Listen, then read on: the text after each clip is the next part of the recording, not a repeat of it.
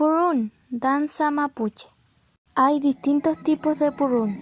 La base de la música mapuche está en el Merrem-Tum, Mazatún y Loncomeo.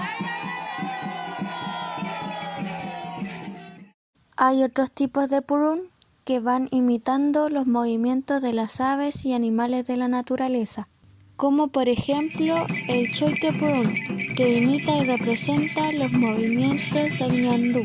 También está el Treguel Purún, que imita el baile del Treguel o el Queltehue. El Rere Purún representa los movimientos del pájaro carpintero.